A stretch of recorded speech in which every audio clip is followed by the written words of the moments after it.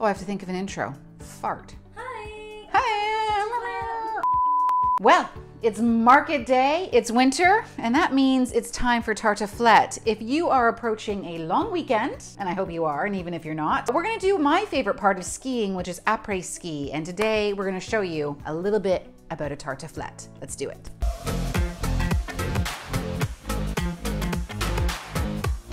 Hi everyone, I'm Erin, the founder and chief sommelier at the Wine Sisters, and this is the channel where we teach you how to eat, drink, and entertain like a pro. And speaking of entertaining, I have to talk to you a little bit about après ski, which is my very favorite part of a ski day. Because skiing, not so much.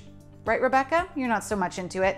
Poor Rebecca, she's behind the camera and she broke her knee. But while skiing, that's the important part. I almost lost the punchline there. But anyway, après ski, it is one of my favorite things to do because you get to have a little wine or a lot of wine and you get to have some great food. In a future video, we'll talk to you a little bit about cheese fondue, but today we're talking all about tartiflette. So today, after market day, we've got our fingerling potatoes. We have our onion. We have our cheese. That's gonna get noisy. Now, check this out. This is actually going to be Taleggio. This is very important. Normally in tartiflette, you would use reblochon. Reblochon here in Ontario is a little bit challenging to find. It is the classic ingredient for tartiflette. You'll find this in the Jura region, closer to Burgundy in France, but again, tough to find, very, very expensive. So I'm using a very good improvisation, Taleggio. You can also use Emmental, Gruyere, you can use Fontina. Taleggio is my cheese of choice for the day. And you will also want some lardon. So for me, I've got this great big hunk of pancetta. So obviously an Italian ham, an Italian bacon, and I'm going to slice this up into lardon. So I'm going to show you how to make a tartiflette right now. So I'm going to start off with the story of tartiflette. So a couple of years ago, I took a French cooking course, and my teacher, who is a Frenchman and a brilliant guy, he is also like a Food Network guy, if that kind of validation is important to you. We call him JJ, his name is Jean-Jacques. And in his beautiful French accent, he would say to us, oh, you know, he called this tartiflette, he called it the bouse sacrée. And he would say to us, oh, you know, in France, what we do is we go to the Alps and all day long we ski, ski, ski. We ski hard all day. And then, you know what? We go to the chalet and we après ski. And you know what we do at the chalet? We drink the wine and we après ski just as hard. But what do we need to do to make sure that we go and we're able to ski the next day? We have the tartiflette. This is the bouse sacrée. It helps us. So after the day of skiing and then we do the après ski, we can go back out on the slopes and ski again. The bouse sacrée. Well, you had me there, right? Like, absolutely. So first of all, you had me at booze, then you had me at the booze sucker, and then you had me at the tartiflette. So I'm gonna show you exactly how it's made. It's actually dead easy, and the best part is that for all of your friends who are coming over for après ski or just a winter warm up, it's actually a beautifully hearty meal. We're going to make ours. It's just Rebecca and I here today, so we're just gonna make a smaller one in this smaller pan, but we're going to do a combination of fingerling potato, onion, the reblochon if you can get it. In my case, like I just already said, we're using Taleggio cheese. We're also using the onion, and we're going to use a little bit of thyme and a little bit of white wine. So it's a beautifully gorgeous, elegant but hearty winter warm-up. It's perfect for your après ski. It's perfect for your winter warm-ups, and this is exactly how you do it. So first of all, we are going to parboil our fingerling potatoes. I'm going to put those into the boiling water for about 5 minutes. Then we're going to slice them up. Put these on the bottom of the tray.